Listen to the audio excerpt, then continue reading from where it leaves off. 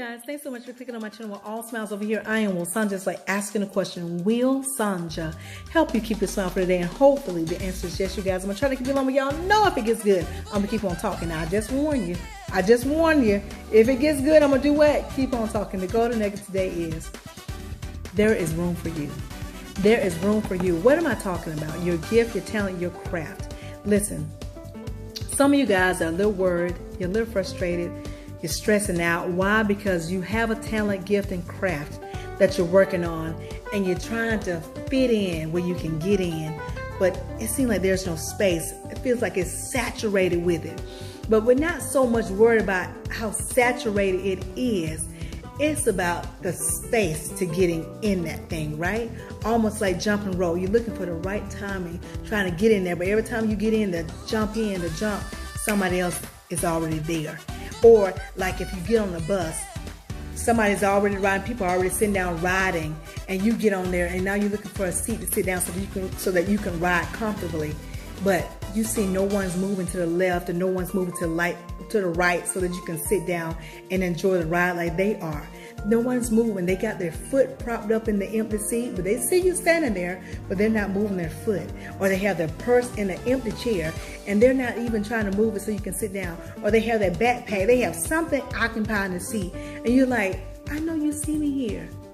I know I need to sit down. You're not going to move your foot. You're not going to move your purse. You're not going to scoot over a little bit so I can sit down.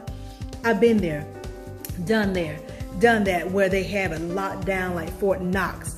Don't want you to get in there. Why? Because they only want the room and space for them. Why? Because they feel if you come in to where they are, that you're going to take over, that you're going to take from them. And that is clearly not the case. You know, when you're aligned and connected, you already know the deal. If you say, for instance, if you are into acting, you're an actress, and there's a role, right? There's a role that's being offered, and you align and connected, and you know whatever's yours, it's going to be yours. So you have another person. There's another person that you know that they're in acting classes and they trying to get in that field too. And because you're aligned and connected, you're going to tell them, say, hey, listen, girl, they got a part down here available that they're doing tryouts. You want to come out? I'm going to do it. You want to go? You're going to invite them to do it as well, right? Why? Because you're not worried about them taking something that belongs to you, because whatever is yours is yours. A lot of song goes, what God has for me, it is for me. What God has for me, it is for me. I know without a doubt that He will bring me out. What God has for me, it is for me. In other words, whatever's yours, it's uniquely yours. No one can come in and take it. If it's meant for you, it is so. It is going to be yours. So you're not intimidated in the fact that somebody may come in and take something that belongs to you. That's just not resonating at all. However, when you're not aligned and connected, that is what's going on in your mental. And y'all, this is what happened to me. I'm going to share something with you guys. Y'all know I play the piano. Y'all know I play the organ. Some of y'all know I play multiple instruments. But anyway, when I was in middle school, around 6th grade or 7th grade or what have you, I also at that time was playing the viola. Those of you who's not familiar with the viola, it's a little bit larger than a violin. It has a lower string than the violin. Instead of lowest string being G, the lowest string on the viola is a C, and instead of the highest string being the E, it's actually an A. So if you think of the violin, think of soprano in the choir. And if you think of the viola is the alto in the choir, if that makes any sense to you. So anyway, you guys, I was playing the viola in middle school. Actually, I played the viola all the way through middle school and high school. And I still play every once in a while or what have you. But anyway, you guys, I was a part of this church. And at the time, I was just really singing in the choir and directing the choir and what have you.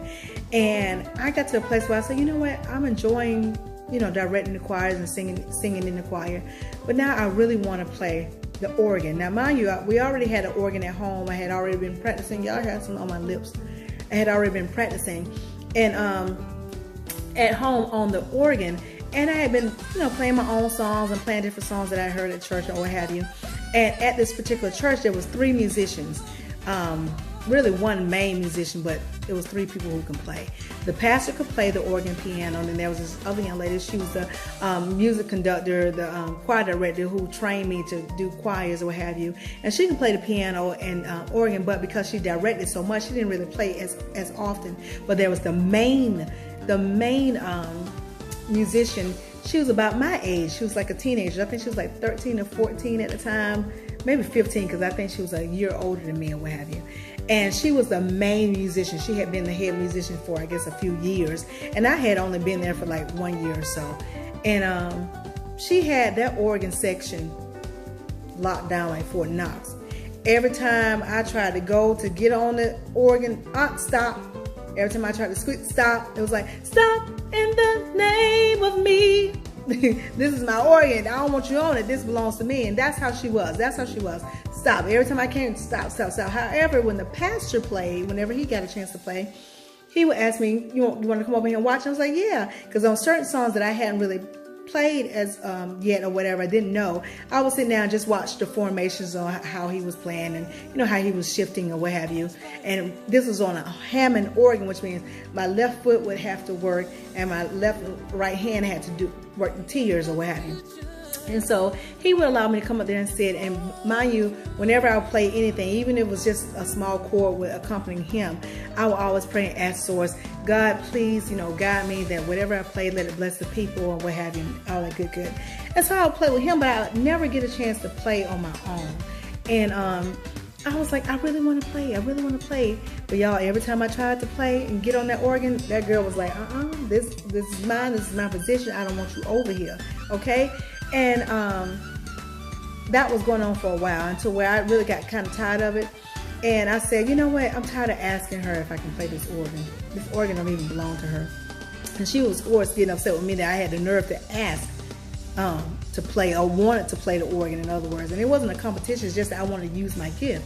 So I said, I'm tired of asking.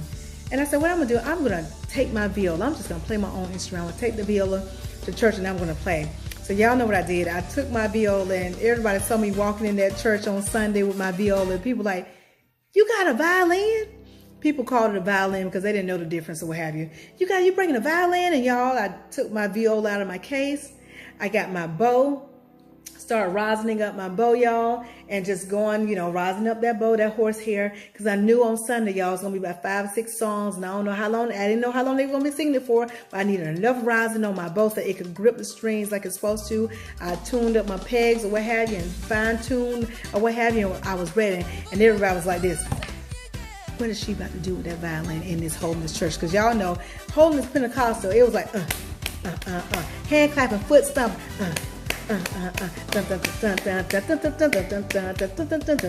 and I was like, I'm ready. And the music started, and it went, and there I was,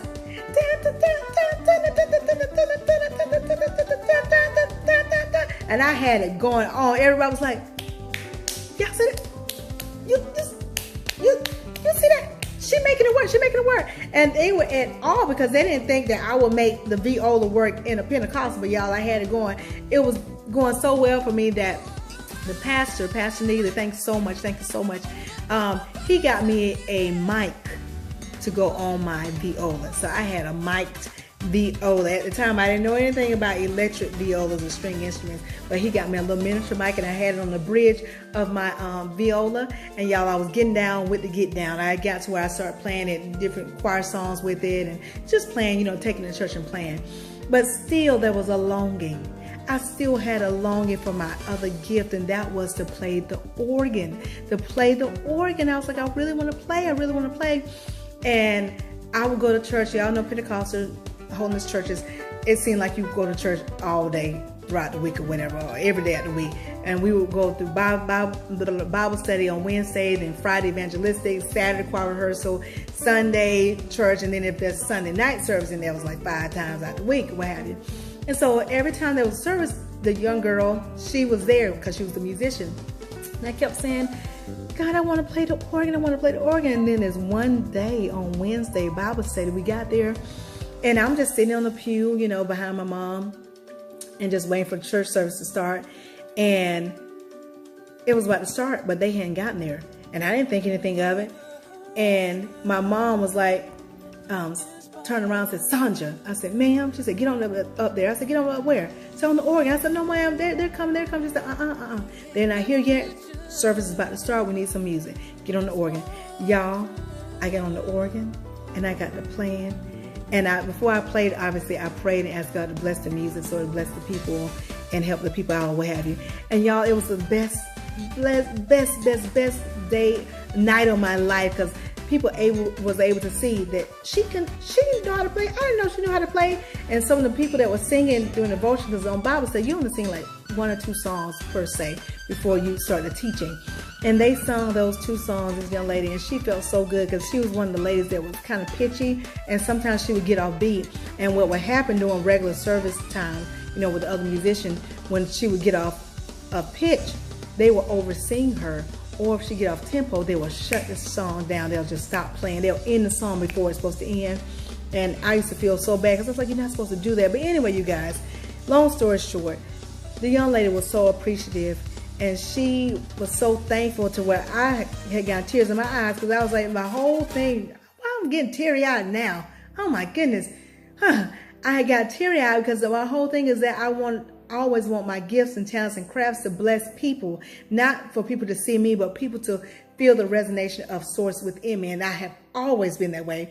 Long story short, you guys, I was playing on Wednesday. Sources started making to where the young lady was just late or not showing up on Wednesday. And I just started playing on Wednesdays. And of course, word started getting back to her. And she didn't like it, y'all. Some of the friends in the church were saying, she don't like that you're playing. And she's saying, you're not a musician. You're not supposed to play. And I didn't pay that any mind. I just said, this is my gift. No one's not going to stop me. And guess what? I started getting to a source. I really want to play on a Sunday. I'm playing on Wednesday, and I'm so thankful for that, but I want to play on Sunday. And initially, that door wasn't open on that. It wasn't open. It was still kind of closed. She was still Fort Knox on Sunday. And so I started praying and asking God, I really want to play until one Sunday. Y'all see my smile, right? One Sunday, they were late.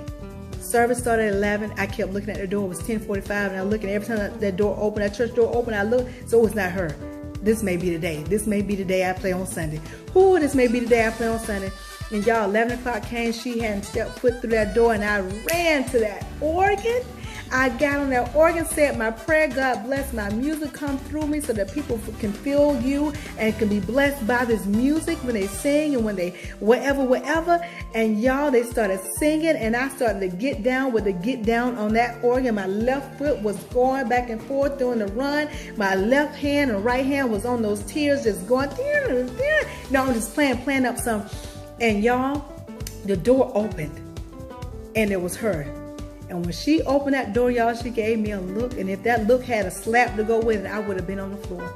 She did not like the fact that I was on there. But as soon as that song ended, y'all, she rushed to that organ. And I didn't try to hog up the organ. After the song was over, I gave it to her, because I understand the precaution and the procedure of, you know, if this is your position, it's your position. So after the song was over, I slid over, got off the organ bench or what have you, and she got on there.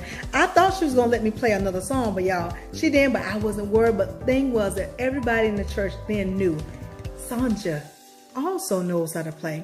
And it had gotten to where the doors were opening for me, to where people were asking me, will you play for me? I want Sister Sandra to play this song for me. They weren't requesting her. Not that I wanted them to request me. It's just that they felt more freer because I was operating through Source. And y'all, that was a blessed thing for me, that Source made room for me. Even though that girl was holding it at Fort Knox, and I don't hold anything against her, because I know only time people do that is when they're not aligned to connect, or when they feel like somebody's going to take their place. And that's the only reason they're feeling that way is because they're not aligned to connecting, and they really don't know that what is theirs, and that nobody can take it from them. And at that time, she didn't know that, and I wasn't trying to take anything from her. I just wanted to use my gift, okay? But anyway, you guys, long story short of it all, Source made room for me, okay? Source made room for me. And I want to tell you guys that Source will make room for you.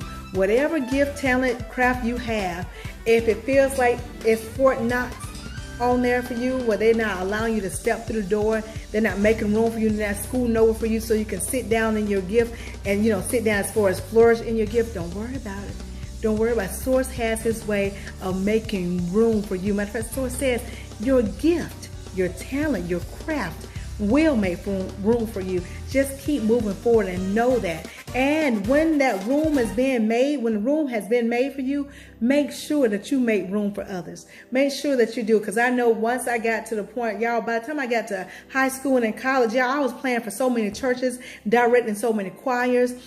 I was just all over the place, and it was just a blessing for me. So I tell you guys, and also when I was playing for certain churches, because I had experienced the FORT KNOX experience before, I knew and noticed certain musicians that were sitting on the side. If I was playing the organ or the keyboard or piano, and they would like answer like, oh, I want to play.